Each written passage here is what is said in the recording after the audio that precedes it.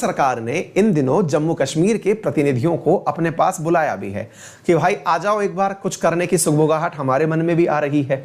20 CRPF की battalion हमने भेज दी है वहां पर, कुछ तो होने वाला है, तुम आओ तो बातचीत करने, केंद्र में आओ, कुछ बातचीत करी जाएगी। इस बीच में से महबूबा मुफ्ती वगैरह ये मना कर रहे हैं कि सर हम नहीं आएंगे, हम क्यों जाएं केंद्र के पास बात करने के लिए अगर वो कुछ करने वाले हैं तो अब इन्हीं बीच में यहां पर एक कार्यक्रम और शुरू हो गया है। और वो क्या शुरू हुआ है?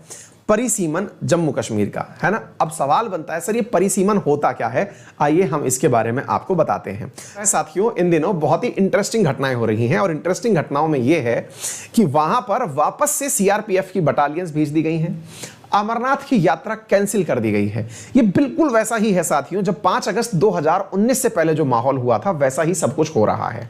5 अगस्त 2019 से पहले 40 सीआरपीएफ की बटालियन भेजी गई थी, अमरनाथ की यात्रा रद्द कर दी गई थी, लोगों को बीच से वापस बुला लिया गया था। इस बार भी वैसा ही हुआ है, अमरनाथ की यात्रा कैंसिल हो चुकी है, साथ में 20 सीआरपीएफ की बटालियन वहां पर हैं। केंद्र सरकार का खुद से इनको इन्विटेशन गया है कि देखो लास्ट टाइम तो तुम लोगों को कमरे में बंद कर दिए थे, लेकिन इस बार चाहो तो मिलने आ जाओ, लेकिन इन्होंने कहा नहीं हम मिलने नहीं आएंगे, कुछ बताना है तो यहीं बताओ। तो ऐसी बीच में खींचतान चल रही है। तो जम्मू कश्मीर में क्या होने वाला है ये तो आने वाला समय बताएगा, लेकिन इस बीच में एक कार्यक्रम वहां शुरू हो गया है और वो है परिसीमन। परिसीमन को इंग्लिश में कहते हैं डिलिमिटेशन। डिलिमिटेशन का मतलब क्या होता है? डिलिमिटेशन का मतलब यह है कि मैं आसान भाषा में अगर यह कहूं तो जैसे आपके यहां पर कोई लोकसभा सीट या विधानसभा सीट थी, आप हो सकता है कि जैसे मैं अपने बारे में बताऊं कि मैं अलवर शहर की विधानसभा सीट में वोट डालता हूं, अलवर जिले के लोकसभा सीट में मैं वोट डालता हूं, ठीक है। तो ऐसी स्थिति में कल को मान लीजिए कि मेरा शहर इतना बड़ा हो जाए कि यहां पर 2 सीट बनानी पड़े। 2 सीट बनानी पड़े से मतलब अलवर ग्रामीण के लिए हो जाए एक विधानसभा सीट और अलवर शहर के लिए हो जाए एक विधानसभा सीट। तो ये जो 2 सीट बनाने की प्रक्रिया है इसे आप परिसीमन कहते हैं।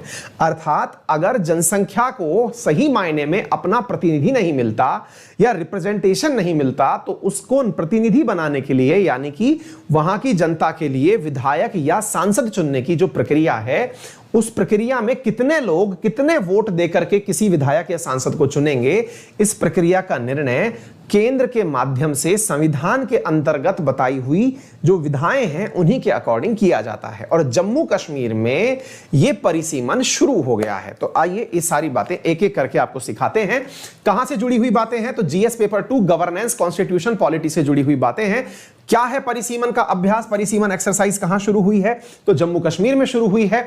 और यह परिसीमन कैसे होगा और इसके कश्मीर में क्या मायने हैं, तो इसके बारे में आप समझ लीजिए। इसका सीधा सा मीनिंग अगर मैं ये बताऊं तो इसका सीधा सा मीनिंग यह है कि जम्मू कश्मीर में जितने भी जिले हैं, चाहे वो पुलवामा, अनंतनाग, ये जितना भी है, कुलगाम, शोपिया, पूंछ, ये जितने भी हैं, इन सभी क्षेत्रों के अंदर संभव है कि विधानसभा की सीटें बढ़ा दी जाएं या घटा दी जाएं, या फिर यह संभव है कि जम्मू के अंदर ज्यादा सीटें बना दी जाएं, लद्दाख वाले क्षेत्र में ज्यादा सीटें बना दी जाएं। कुछ इस प्रकार से यहां के अंदर जो सीटों का बंटवारा है वो किया जा सकता है। क्लियर?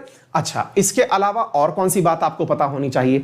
आपको पता होना चाहिए कि भारत सरकार के द्वारा हाल ही में जो पॉसिबिलिटीज दिखाई जा रही हैं उनमें से एक ये भी पॉसिबिलिटी है, और वो क्या है कि हो सकता है कि जम्मू नाम से एक प्रॉपर अलग राज्य घोषित कर दिया जाए और कश्मीर नाम से एक यूनियन टेरिटरी बना दी जाए। ये संभावनाएं व्यक्त की जा रही हैं। क्या संभावनाएं हैं? जरा इस तरह से विचार करें कि जो जम्मू है वो जम्मू नाम से तो पूरा पूरा एक राज्य बना दिया जाए और उसे पाक ऑक्यूपाइड कश्मीर तक का एरिया दे दिया जाए, और इस बीच में जो वो सेंसिटिव क्षेत्र है जो अक्सर मतलब जहां पर आतंकवादी घटनाएं बहुत हो रही हैं, उन क्षेत्रों को यूनियन टेरिटरी में कन्वर्ट कर दिया जाए। इसके भी कयास लगाए जा रहे हैं। अच्छा, तो अब सवाल बनता है कि सर अगर ऐसा कुछ होता है कश्मीर में तो इसका सबसे बड़ा फायदा किसको होगा? तो देखिए, सबसे बड़ा फायदा तो जनता को होगा और राजनेताओं को होगा। राजनेताओं को यूं होगा कि वो पॉलिटिकल पार्टी जो यहां पर सही मायने में अपने अकॉर्डिंग डिलिमिटेशन करा ले गई उसका प्रतिनिधित्व बढ़ेगा।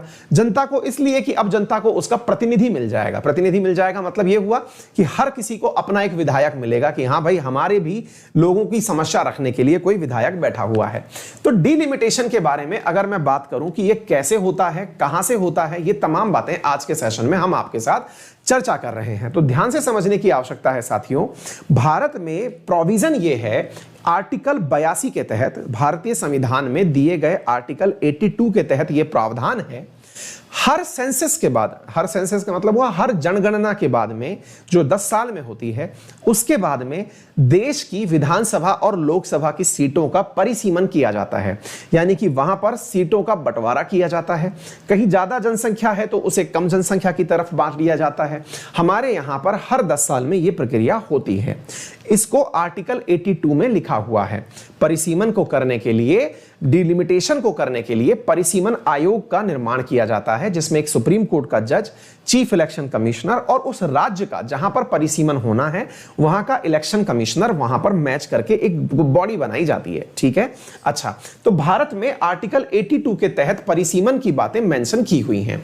हर लोकसभा और राज्यसभा में होने वाले चुनाव हो या फिर इसके अलावा मैं ये कहूं कि विधानसभा में कितनी सीटें होंगी, इन सबका निर्णय वही परिसीमन आयोग करता है। इसी परिसीमन आयोग के तहत आर्टिकल 170 में इस बात को परिसीमन के माध्यम से ही निर्धारित किया गया है कि अधिकतम कितनी सीटें विधानसभा में हो सकती हैं, न्यूनतम कितनी सीटें हो सकती हैं।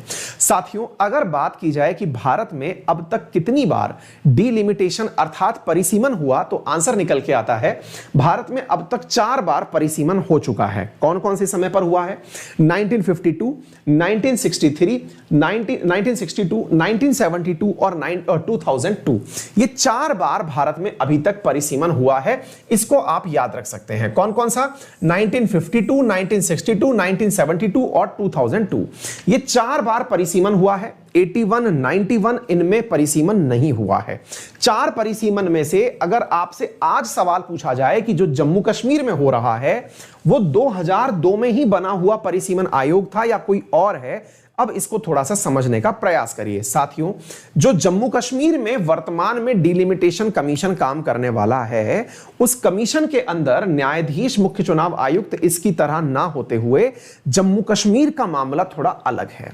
आपको मालूम होगा कि जब जम्मू कश्मीर को स्पेशल स्टेटस दिया गया था तो उस स्पेशल स्टेटस में असल में उसे दिया क्या गया था? दिया गया था उसका अपना एक अलग संविधान। आपको मालूम होना चाहिए कि जहां मैं आपको आर्टिकल 82 बोल के कह रहा हूं कि भारत सरकार अपने लिए हर जनगणना के बाद में एक परिसीमन आयोग बनाती है, ऐसा जम्मू कश्मीर के लिए लागू नहीं था। तो जम्मू कश्मीर में क्या था? जम्मू कश्मीर में जम्मू कश्मीर के संविधान के अकॉर्डिंग परिसीमन हुआ करता था, डिलिमिटेशन हुआ करता था, और वो खुद से डिसाइड करते थे कि कब और कौन सी सीट बनाई जाए। असल में यह समझिए कि उस विधानसभा में जितने सदस्य बैठते थे वो खुद से निर्धारित करते थे कि हमारे लिए कौन सी सीट सही रहेगी। क्या आप मेरी बात समझ पा रहे हैं? अब चूंकि वहां से अब परिस्थितियां बदल चुकी हैं, 5 अगस्त 2019 को सरकार ने निर्णय ले लिया, 31 अक्टूबर के बाद 2 यूनियन टेरिटरी में वो कन्वर्ट हो गया। तो अब यहां पर भारत के कानून के अकॉर्डिंग यानी भारतीय संविधान के अकॉर्डिंग डिलिमिटेशन हो रहा है। उम्मीद है आपको यह बात पता चले तो अच्छा लगे। एक बात और मैं आपको बताता हूं साथियों, जैसे मैंने आपको इंडिया में बताया 51 में हुआ, 61 में हुआ, 72 में हुआ, 2002 में हुआ, एग्जैक्टली अगर मैं कश्मीर की बात करूं, जम्मू कश्मीर की, तो बच्चों यहां पर 1957 में डिलिमिटेशन हुआ। कब हुआ? 1957 में। क्लियर है? तो 1957 में डिलिमिटेशन हुआ था जम्मू कश्मीर के अंदर। और यह ध्यान रखने वाली बात है कि जब इंडिया संपूर्ण तो 1951 में ही डिलिमिटेशन कर लिया था, इन्होंने 57 में किया।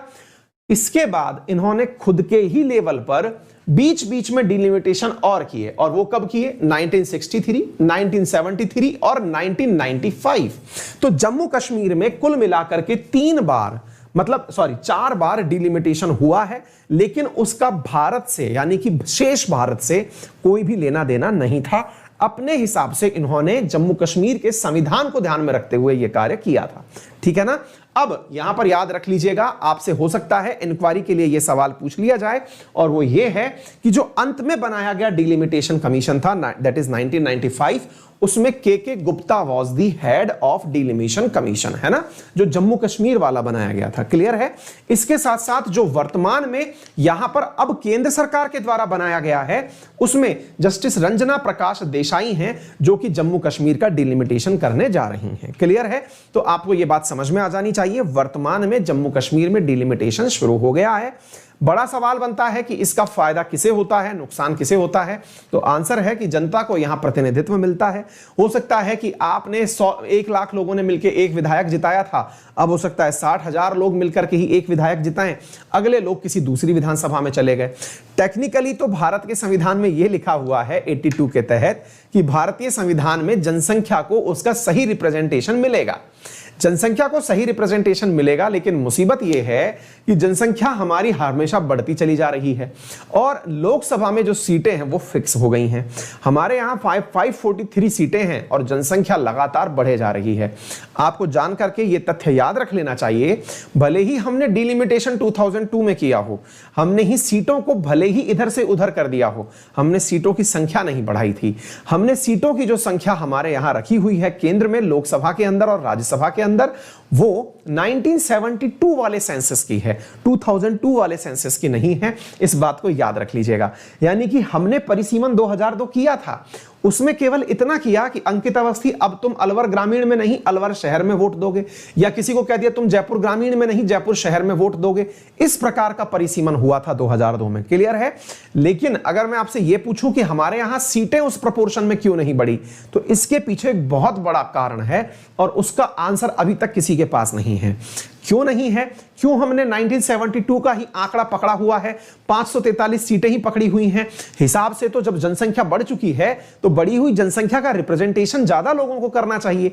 तो इसके 2 कारण हैं। पहला कारण तो यह है कि हमारी संसद में कैपेसिटी ही नहीं थी सांसदों को बिठाने की, हमारे यहां पर संयुक्त बैठक तक करने के लिए जगह नहीं थी। यही कारण है कि जो वर्तमान में संसद बन रही है, इस संसद के अंदर 1000 सांसदों से अधिक सांसदों को बिठाने की व्यवस्था की जा रही है। तो पहली बात तो ये कि जो आपका नया संसद भवन बन रहा है उसमें डीलिमिटेशन को करके, क्योंकि नया डीलिमिटेशन, क्योंकि जो संख्या है निर्धारित की हुई वो 2026 तक वैलिड है, तो आपको ये इससे अंदाजा लग जाना चाहिए कि जैसे ही 2021 वाला सेंसस आएगा, 21 वाले सेंसस के अंदर 2022 में डिलिमिटेशन आएगा और 2022 का जो डिलिमिटेशन आएगा उसके तहत अगर सदस्यों की संख्या बढ़ाई गई तो 2022 तक आपका संसद भवन बनके तैयार हो जाएगा। संभव है कि भारत को बड़ी संख्या में सांसद मिलने लगे।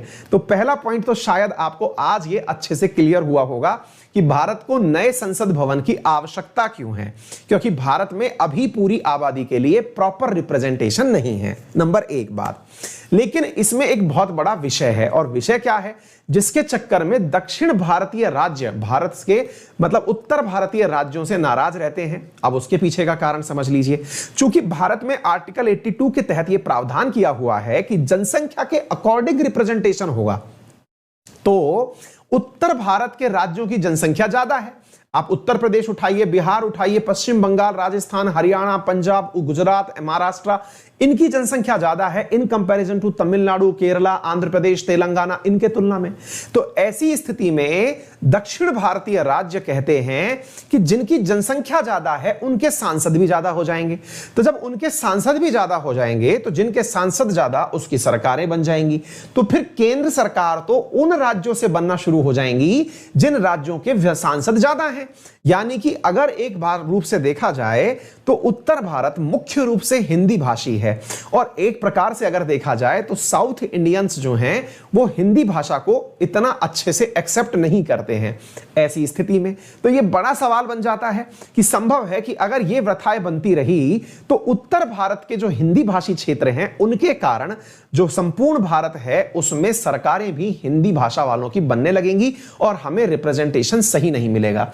साथियों, इस कारण से 1972 से लेकर 2002 में डिलिमिटेशन ही नहीं किया गया, क्योंकि दक्षिण भारतीय राज्यों में इस बात का पुरजोर विरोध हुआ।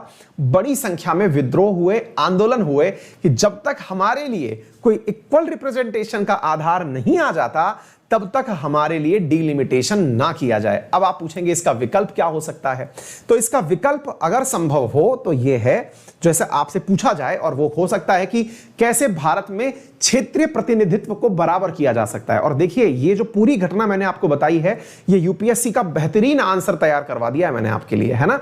तो आप ध्यान से सुनिएगा। अगर आपसे सलाह पूछी जाए कि क्रिटिकली एग्जामिन करिए, तो क्रिटिकली एग्जामिन में जब आप अपनी तरफ से राय देते हैं तो उसमें राय में ये दे सकते हैं कि यह संभव है कि जिस प्रकार से भारत आज तक फंड्स का बंटवारा करते समय पहाड़ी राज्यों को पूर्वोत्तर भारतीय राज्यों को अलग रख करके फंड देता रहा है, बिल्कुल वैसे ही सीटों का बंटवारा करते समय उत्तर भारतीय बहुलता क्षेत्र वाले, यानी जिन राज्यों की आबादी 7 करोड़ से ऊपर है, उन राज्यों के लिए एक सांसद का vote is equals to 10 lakh लोग कर दिए जाएं, और दक्षिण भारत में एक सांसद का वोट जो है वो 1 लाख भारतीय कर दिए जाएं। तो ऐसी स्थिति में उन्हें भी इक्विटेबल रिप्रेजेंटेशन मिल सकता है, यानी जनसंख्या के हिसाब से उन्हें भी अपना प्रतिनिधित्व मिल सकता है। लेकिन फिर भी इसमें बहुत सारी अटकलें आएंगी, लेकिन ये एक अच्छा तरीका संभव है। उम्मीद है आप सभी साथियों को यह बात बेहतरीन तरीके से समझ में आ गई होगी। ठीक है ना, क्लियर है? यहां तक किसी को कोई भी दिक्कत हो तो बताएं, आगे बढ़ सकते हैं साथ। ये सारी चीजें आपको एक साथ उपलब्ध हो रही हैं। यूपीएससी हो या एसएससी, सभी के अंदर जितने भी एडुकेटर्स पढ़ा रहे हैं उन सबकी क्लासेस आपको मिल जाएंगी। कोर्स लेने के लिए आप गूगल प्ले स्टोर पर मोबाइल से अनअकैडमी लर्निंग ऐप इंस्टॉल करें, मोबाइल नंबर से अपने आप को रजिस्टर कर लें, और रजिस्टर करने के बाद जो भी गोल में आप जाना चाहते हो उसे सेलेक्ट करें। रेफरल कोड अंकित 10 डाल करके आप कोर्स जो है 10% डिस्काउंट के साथ प्राप्त कर सकते हैं। जितनी भी क्लासेस चल रही हैं सब मिल जाएंगी, सबका पीडीएफ डाउनलोड हो जाएगा, सारा काम बहुत अच्छे से हो जाएगा। क्लियर है? इसके साथ साथ अगर किसी भी प्रकार की कोई दिक्कत आए तो आप मुझसे मेरे टेलीग्राम चैनल अंकित अवस्थी सर पर कांटेक्ट कर सकते हैं। ठीक है, और यहां पर इस क्लास की पीडीएफ भी आपको उपलब्ध हो जाएगी। फिलहाल के लिए इतना ही, अपना ख्याल रखें, धन्यवाद। बड़ों का सम्मान करें, छोटों को प्यार दें और अपना व्यक्तित्व इस प्रकार से विकसित करें कि महिलाएं आपके साथ सुरक्षित महसूस करें। Thank you so much.